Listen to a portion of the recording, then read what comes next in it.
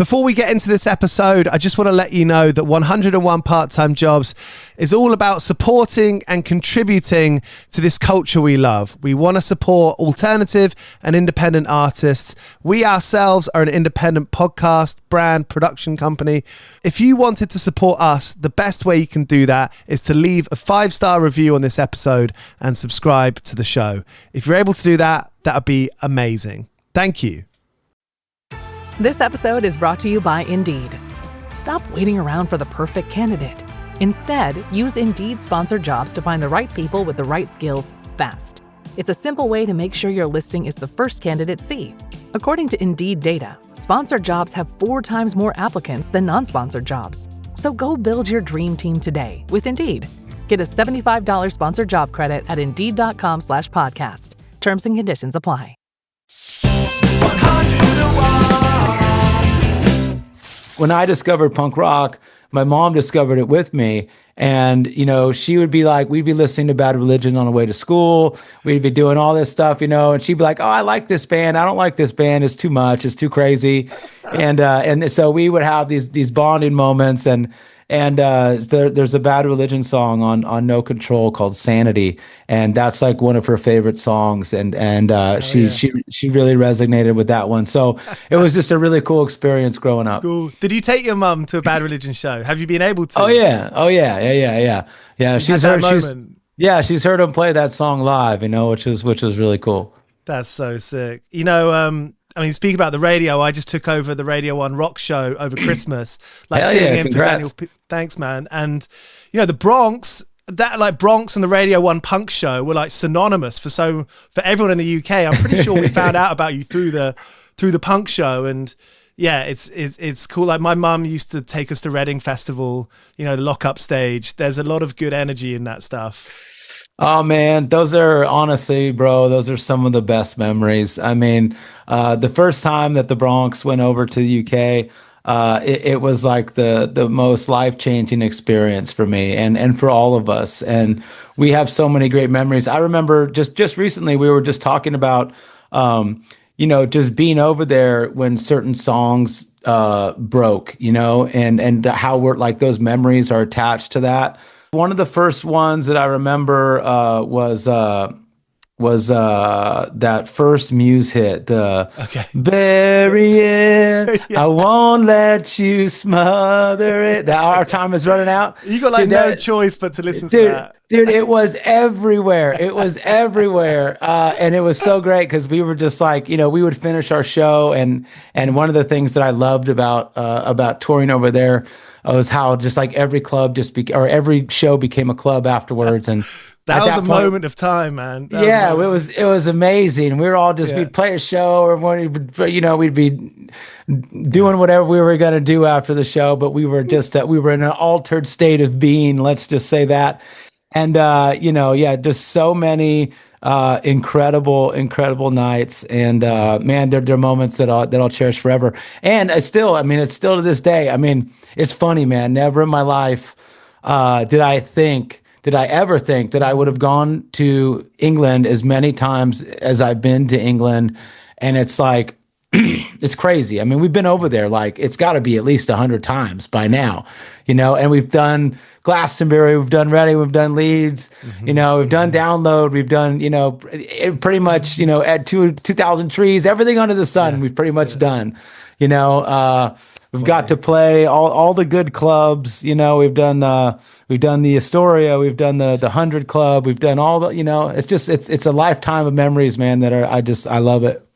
The last time I saw you at the New Cross Inn was fucking unreal, and like the floor was bowing, you know. Yeah. And the thing I remember about that, and this is such a happy, funny memory, is before you're about to go on stage, I forget the name of the drummer you've been playing with recently with the Bronx, or that show at least, and like you were kind of you had to get onto the stage, you had to go through the crowd, and like everyone was pretty squished in there, you know. And I turn around and your drummer's just politely waiting to come through. He was being too polite to be like, excuse me, I got to get the fuck up there. I was like, what a nice man, what a nice dude.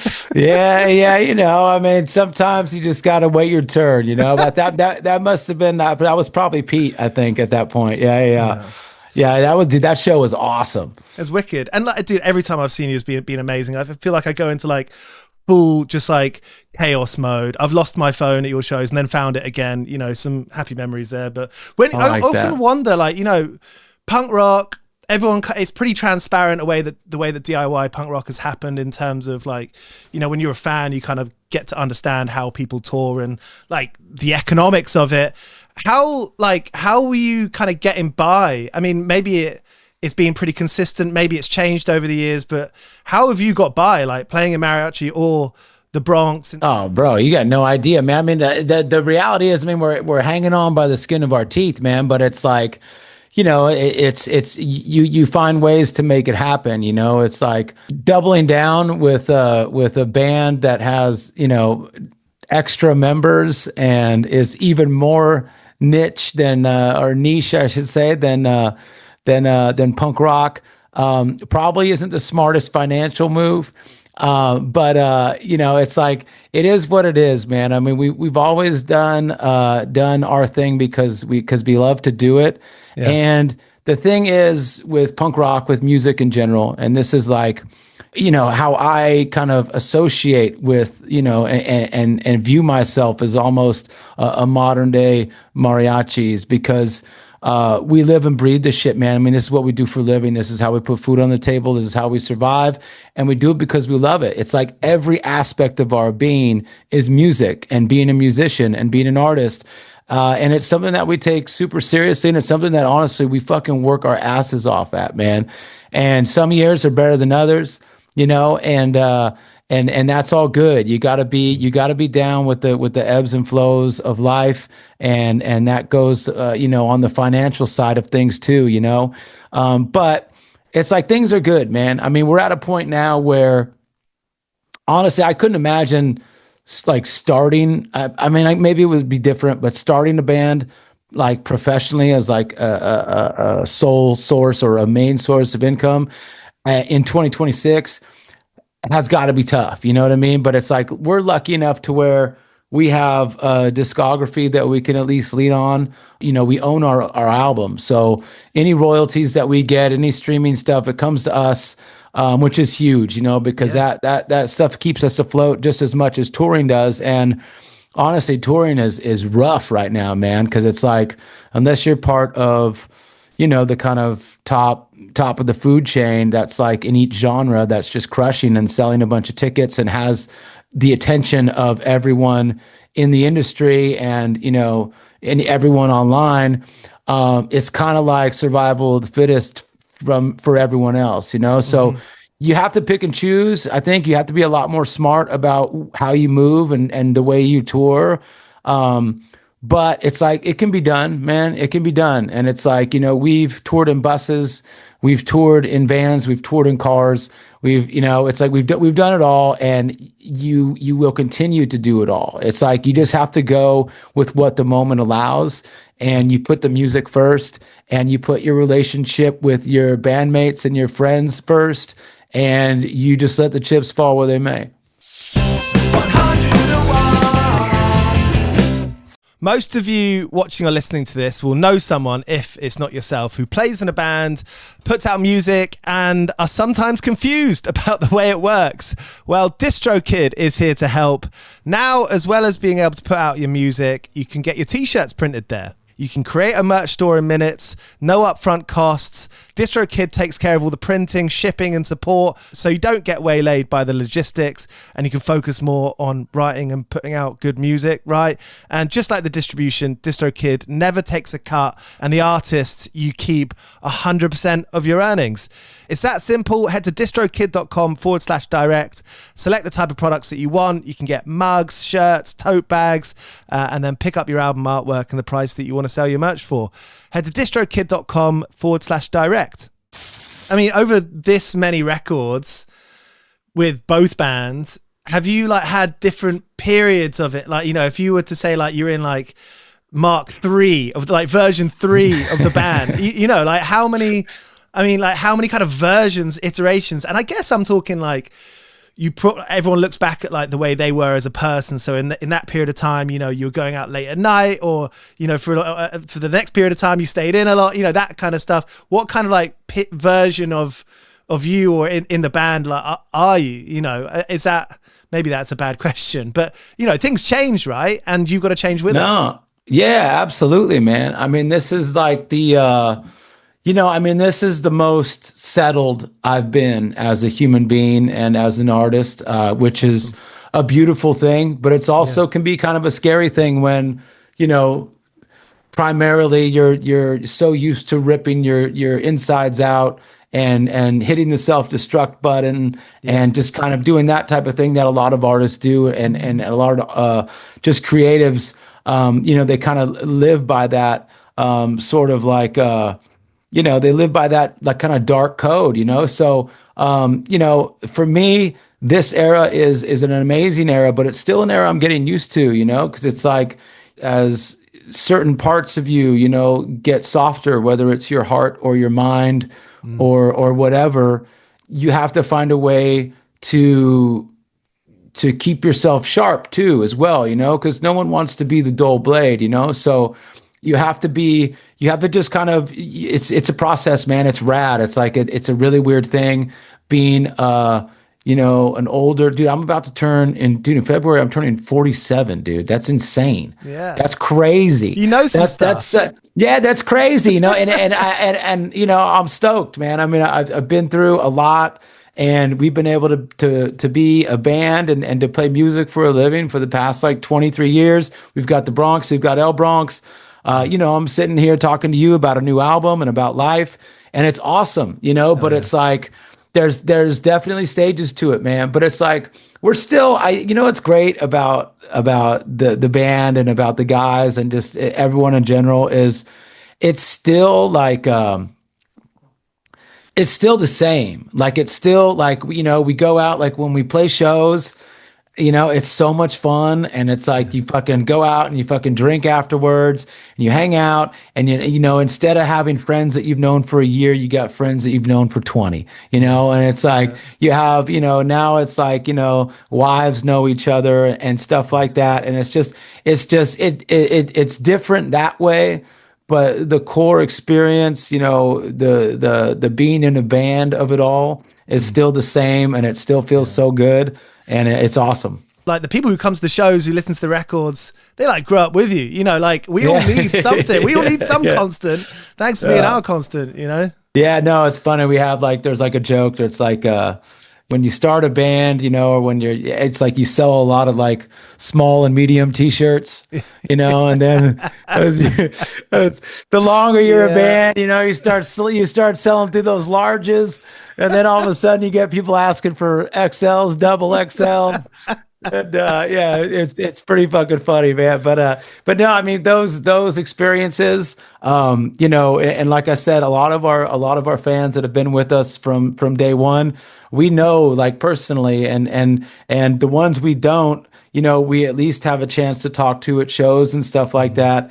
And I mean, it's a cool thing, man. I mean, I'm not gonna lie, the fact that anyone takes time out of their day to listen to our music or to come to our show, and the fact that, you know, the feeling that you and I get from music, the fact that as you know, a human being, as a lyricist, as a songwriter, that I could give someone else that emotion with something that I've created is something I'm so grateful for, man. Hell yeah, it's a shared experience, isn't it? Like that's the thing that goes back to punk, goes back to like whether it's like the jam or like hardcore.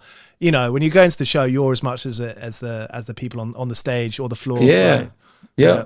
Talk about lyrics, man. The first line on the whole record on "Forgive or Forget," where it's about like the nerves and finding the vein. Yeah. And like that first line, that's such a.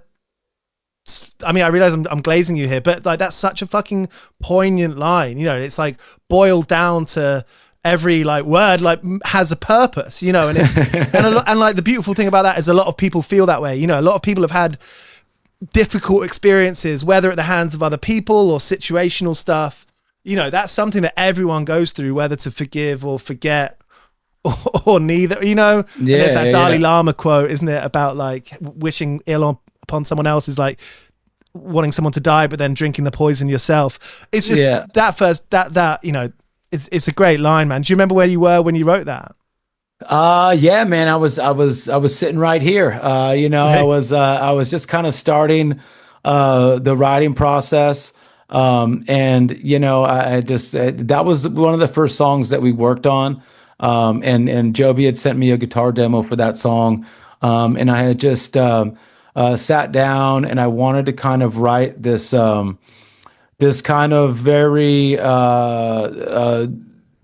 almost like hallucinogenic like story of love and loss, you know. So I wanted to create some visuals that were like, you know, like now I see your face in the rain and stuff like that, like things that are you know, that you can visually see and feel, you know. So that song for me was one of the kind of first ones that come together. And it's also you know, it's a trip because in a lot of these songs, the way I write, I kind of have ADD. So I switch focuses, I switch topics, I try not to switch tenses, but sometimes that happens. But yeah, it's like, you know, that song, those verses came together super quick. And then, you know, it took me a little bit of time to find the chorus. But then it all came together. So that was like the kind of like, okay, cool. Like we're back. We can do this. This is a good song, you know? Sick. It's a it's like a mission statement in a way, isn't it? Yeah, for sure. For sure. When you get into the room with Mariachi, will you all get into the room and like play it out, you know, like a rock band in the practice room? Yeah, absolutely. I mean, it's like more so than any other record, just because of how spread out we all are now.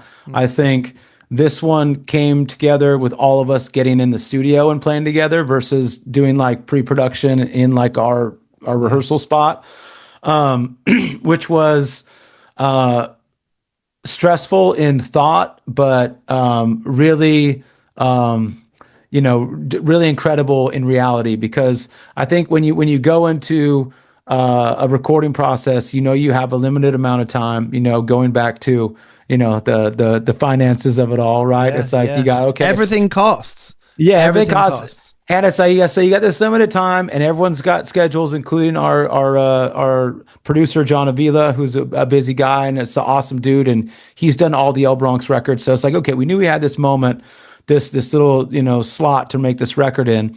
So, you know, and then it's like, okay, you get all the demos together as much as you can, but you know you're going in, you always feel like you're going in underprepared, you know. It's just the way it is, no matter how prepared you are. So, but then it's like you get in there and, you know, I don't think all of us together had been in a room to a point where we had jammed any of the songs until we got to the studio, which is kind of, you know, the pre-production in John's studio is kind of like, it's been the way it's been for most of the albums. But this time there was like a little extra, like, man, I hope this comes together. You know what I mean? and it was, and we all got there, and then it fucking came together, like it always does, man. Like it always does, you know. It's like the serious fun you mentioned earlier. Like it's wild to take something so seriously, and it's for fun. You know, two of those things. In school, you're not taught that those two things can exist together. You know. Yeah. No, absolutely. And it's like, you know, I think for us writing this music, writing this album, it's always been just an incredibly inspiring experience. You know, it's like writing these songs with each other, because of all the extra instrumentation, because of the kind of leveled up musicality. You know, not that there's not leveled up musicality in the Bronx or punk rock, but it's like, this is some big boy shit, you know, and it's like you really got to step your game up. Yeah. Everyone does on all instruments. The songs got to be great, you know, because what we're doing, the way we're putting ourselves out there, we're already going to be getting people, you know, looking at us sideways about it. So it's like it's got to be good, you know. It's got to be right. It's got to be real. It's got to be honest. It has to be all these things, and you lean on each other as friends and bandmates, you know, to bring out the best in each other and to push each other and to write the best songs you can. When you play with the Bronx, you were jumping around, you were throwing yourself into the crowd. You know, your back must be hurting. You know, it must be picking up some injuries. Is playing live with Mariachi a bit more chilled out on that front? You know that you're gonna, you know, not need a hot bath when you get back. Yeah. Well, it's way easier on the body. That's for sure. That's for sure. You know, it's but it's like I do love. You know, I'm a guy who, especially the older I get, and just, I mean, the last, you know, decade of the Bronx or whatever, man, it's like, I just want to be actively getting better and just trying to be the best front man that I can be. So yeah. I really love the duality of it. I love, you know, going without a mic stand and jumping into the crowd and turning a room upside down and screaming into a microphone. And I also love, you know, the style of being up there and just using your voice and having that kind of like stoic stance, the kind of hero's pose, the classic mariachi style, and just being like, you know, or just like sometimes I bring that kind of punk rock energy to the El Bronx show, and I'll just kind of like lean on that mic stand a little bit, you know, like fucking Johnny Rotten would do, or something, like, you know, just kind of like that classic, just kind of lean. I love doing that. I'm a big fan of frontman style, you know. So there's a lot of subtlety to it, you know. It's all in the subtlety. There is. There's an art form to it, and it's like, I love, there's like having a good mic stand style is key, man. It's key. It's like, not a lot of people know that, but there's a way to do it. Good clothing style as well. I mean, didn't your suits, when you started, or at least somewhere through, you were getting them from like local shops, right? You were buying those suits from local shops by you. That's important. That's a nice touch. Oh yeah, man. I mean, it's like, you know, we try to do, we try to do everything, you know, as authentic as possible. And especially when it comes to us, you know, being in the mariachi world and, you know, being involved with Hispanic culture and things like that, where, you know, we're trying to shine a light on these things and to show, how much we appreciate it by, you know, making this music and making these albums. So you can't do that and then, you know, like not be part of the culture, right? So it's like not contributing from Amazon. Yeah, exactly, man. So we have all these great relationships with people, and Casa del Mariachi in Boyle Heights. They've made our last 2 suits. The original suits were made by this dude Elias in Boyle Heights. And it was really funny because at one point we got like news that he had died. Oh, and so we were like in interviews and like talking about how, you know, Elias, this guy who made our first suits, you know, he passed on, and you know, we're honored to just to have these suits, and, you know, rest in peace and all this stuff. And then at one point we got like an email from him, and he was like, "Hey, like, I'm alive." He's like, "Can you stop? Can you please stop telling people I'm dead?" You're losing in business. That's man. Really funny, man. Yeah. So, but you know, it's like, like the things were, you know, like with rolling out this record, we're playing all these, you know, these kind of classic, like, you know, Hispanic clubs and mariachi spots and stuff like that. And it's cool, man, you know, because it's like, I know it's like, you know, we're doing our version of this. And at the end of the day, you know, the Hispanic community, the mariachi community has been so receptive and awesome to us over the span of our career. It's something that obviously matters a lot to us. And so we don't want to, you know, it's just something that we're always thinking about, and something that, we take very seriously. Outside of the music, it's about the culture. It's about celebrating each other, and just, having a good time. Yeah. That's ace, man. I mean, it's a great story. It's a great energy. Like, I appreciate you. I love this chat. Thank you for being up for it. Of course, man. I just got one question left, and it's the name of the show, 101 Part-Time Jobs. Like, everyone playing in a band has worked some mad fucking shifts trying to, just raise enough capital, raise enough cash to buy some expensive food from the service station. Over your years playing in bands, what's the maddest shift? What one or two, or like, the first memories that come up, like, work where you're just trying to get paid. Maybe it's laboring, it's building work stuff. Maybe it's stuff where you piss off your boss, or, you have to lie to the boss and you disappear the next day.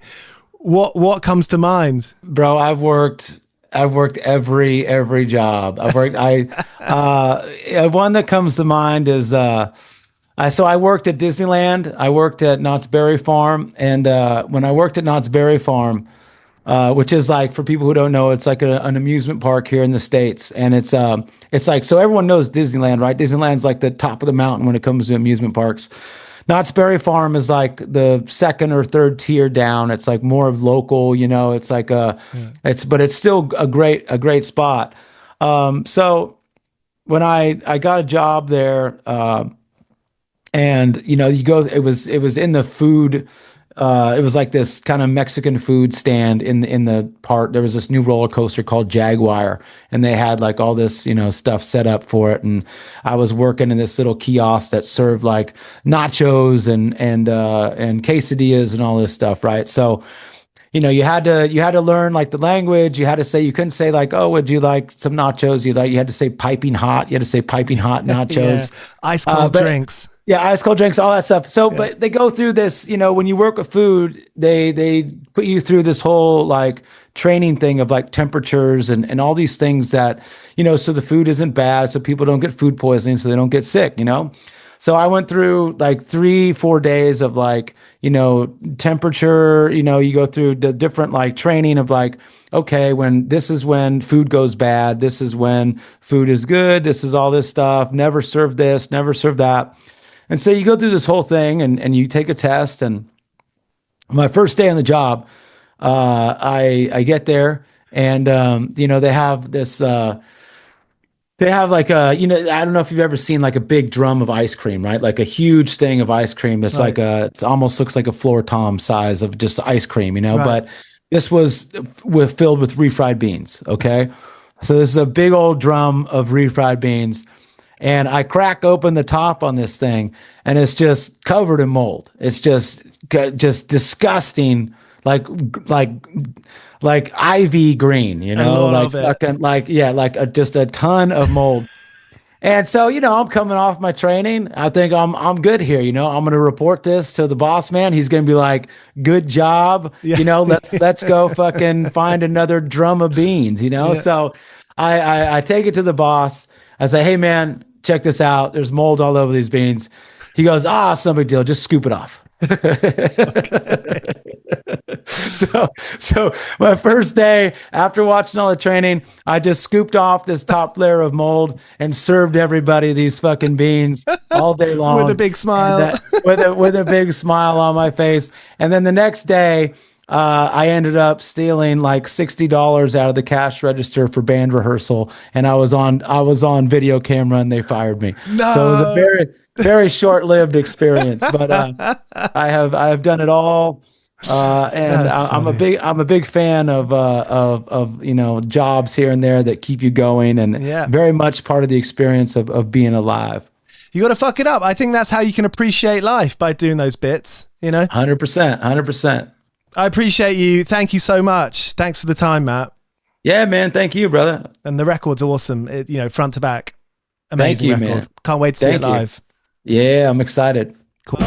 Cheers for watching. This is 101 Part-Time Jobs. You can find us on Apple, Spotify, and all podcast apps. We've done interviews with Aurora, Kneecap, Idols, Lauren Mabry of Churches, and loads more.